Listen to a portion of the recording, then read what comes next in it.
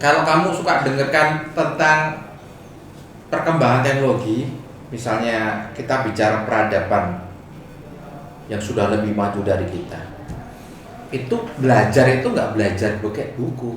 Ya bener kayak zaman dulu itu. Kalau zaman dulu itu ya kalau kamu belajar pusing-pusing ngebakar bukunya, abunya diminum, selesai udah gitu kan.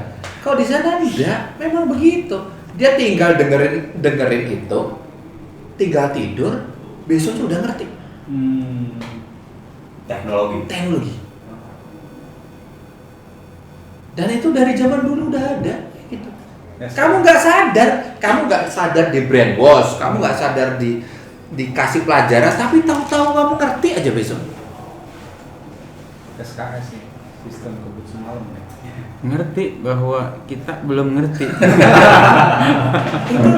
itu sudah ada begitu. Kamu sudah ngerti nggak teknologinya astronot, misalnya contoh. Kalau kita cerita makan kan semakin banyak makan, semakin kita banyak kenyang. Iya. Setuju nggak? Iya. Astronot dia nggak bisa bawa makan, banyak. Kapsul. Jadi hanya kapsul. Buat 3 bulan gitu ya. Ngerti nggak? Itu yang kamu nggak bisa mencerna secara logika, nyambungnya gimana ini ceritanya? Saya nggak makan kok kenyang.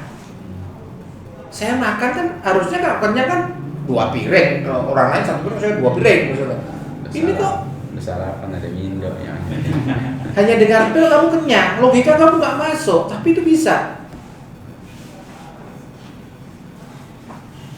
Ya kalau kamu tahu tekniknya, tahu caranya, kenapa nggak bisa?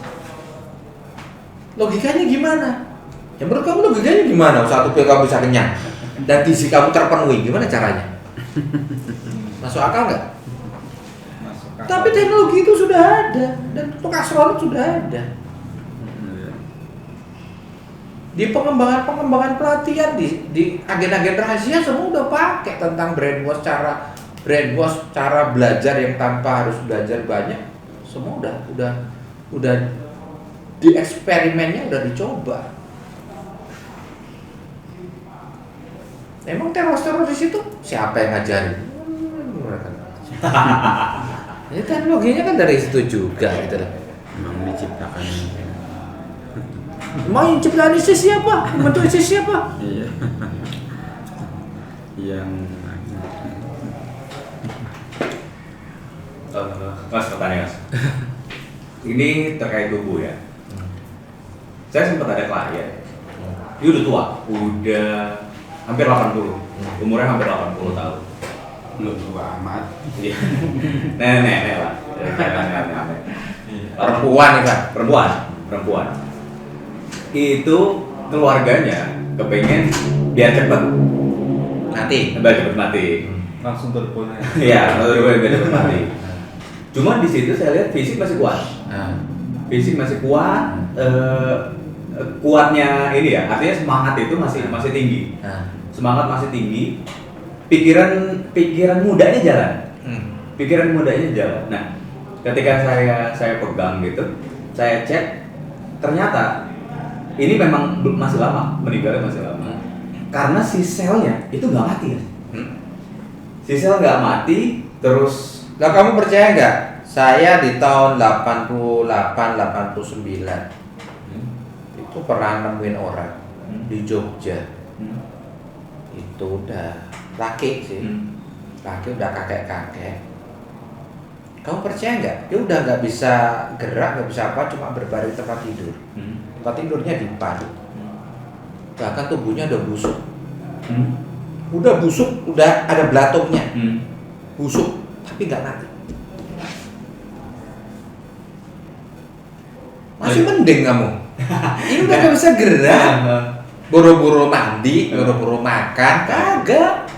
Udah kagak bisa makan, udah nggak bisa. Tubuhnya udah busuk, udah mati, udah keluar ulet, udah belatung, udah kagak mati.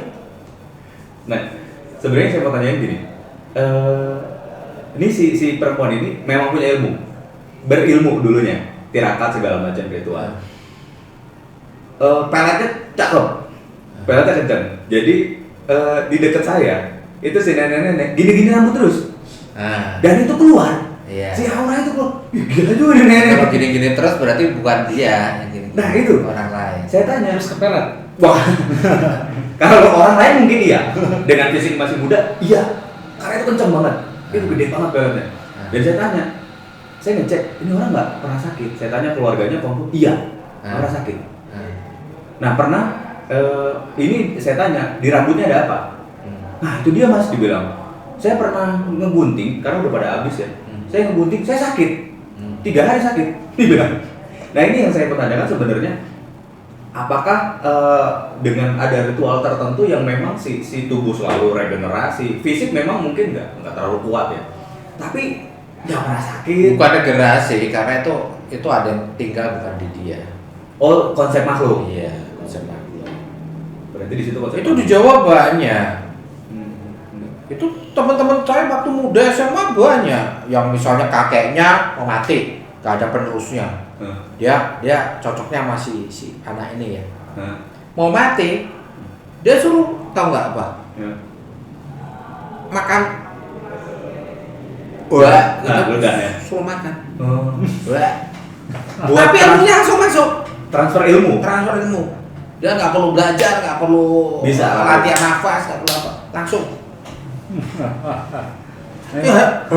Dan itu bukan hanya di Jawa loh banyak. Saya pernah ketemu ulama besar di Banten, begitu. Kiai besar di Banten, terkenal kiai besar di Banten. Ke anaknya, wah, tambah dan jadi kiai besar di Banten. Saya nggak bicara tentang kejawen, tentang dukun. Islam ya, Islam Kita bicara kiai besar, ada. Transfer ilmu yang model gitu ya. Ya, saya pernah nemuin. Jadi dari bapaknya kiai besar, bapak ibunya dua-duanya turunan apa ya, pokoknya darah biru lah. Banten sana, dan itu kiai besar terkenal. Dia nurunya begitu. Dan yang saya kenal yang anaknya ini, dia itu dulu itu guru apa ya, penasihat spiritualnya Pak Harto. Pada saat terakhirnya zaman Pak Harto ke Jerman yang ada demo di depan tolong segala macam, dia dampingi. Artinya kapasitas dia segitu. Itu kiai besar Banten. Itu terima ilmunya dari orang tua, bapaknya begitu untuk lu udah tahu udah riak, bukan udah ada kayak riaknya gitu, telan, dahanya ditelan, dimakan, jadi langsung. Ada yang begitu, jangan kau bilang gak ada. Dan itu badan kamu mati dia hidup. Gitu loh. Bahkan ada yang dia hidup di badan kamu jadi regenerasi. Ada itu juga. Dalam tanda petik dia nyari inang. Jadi badan kamu itu karena bukan kamu, itu badan kamu jadi kelihatan muda. Karena itu ya ada kekuatan memang bisa regenerasi sel di situ.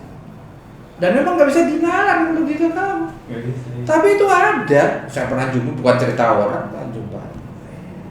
Dan tadi saya tekankan ya, itu bukan kejawen, bukan dukun, ilmu hitam, black magic, kagak. Itu ada kiai besar. Saya nggak sebut nama, nggak sebut itu ya, karena ini memang kayak gitu kan, memang kita game. Tapi itu ada. Jadi memang tubuh pun bisa berubah-ubah, ada. Pernah dengar gak bisa mencolok putra, mencolok putri, jadi tua dan muda? Pernah dengar gak? Pernah. Itu ada. Ilmu itu. Ada. Tiba-tiba jadi tua. Banyak tokoh-tokoh besar yang bisa begitu. Jadi kalau kamu cerita mistik itu luas, bukan hanya sekedar dongeng, kan memang ada yang begitu. Tapi banyak penipuan juga banyak. Tapi yang begitu ada.